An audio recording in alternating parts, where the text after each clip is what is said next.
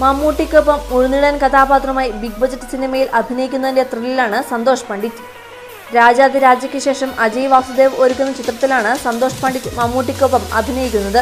പുലിമുരുകന് ശേഷം ഉദയകൃഷ്ണ തിരക്കഥയെഴുതുന്ന ചിത്രത്തിന്റെ ചിത്രീകരണം കൊല്ലത്ത് ആരംഭിച്ചു. 8 സിനിമ സ്വന്തമായി സംവിധാനം ചെയ്ത് അഭിനയിച്ചതിനു ശേഷമാണ് സന്തോഷ് പണ്ഡിറ്റ് മറ്റൊരു സംവിധായകന്റെ ചിത്രത്തിൽ അഭിനയിക്കുന്നത്. സ്വന്തം ചിത്രമായ ഉരുക്കു സതീശന്റെ നിർമ്മാണം പുരോഗമിക്കുന്നതിന് ഇടയിലാണ് മമ്മൂട്ടിക്കൊപ്പം അഭിനയിക്കാനുള്ള അവസരം വന്നെത്തുന്നത്. ക്യാരക്ടർ എന്താണെന്ന് പറയരുതെന്നാണ് നിർദ്ദേശം. എന്റെ സിനിമയാണെങ്കിൽ പറയാമായിരുന്നു. അതിനാൽ സിനിമയുടെ മറ്റു കാര്യങ്ങൾ ചോദിക്കരുത്.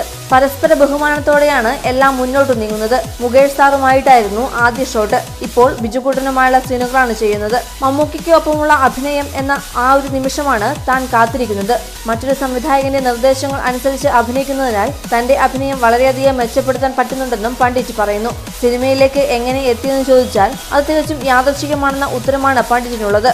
സംവിധായകനും തിരക്കഥാകൃത്തും നിർമ്മാതാവുമെല്ലാം ചിത്രത്തിന്റെ ചർച്ചയിലിരിക്കുമ്പോൾ തിരക്കഥാകൃത്ത് ഉദയകൃഷ്ണയാണ് ആ റോളിന് പറ്റുന്നത് സന്തോഷ് പണ്ഡിറ്റാണെന്ന് ആദ്യം പറയുന്നത്. തുടർന്ന് അവർ തന്നെ വിളിച്ചു.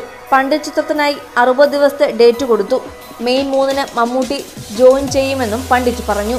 എന്റർടൈൻമെന്റ് വന്നടൻ മലയാളി.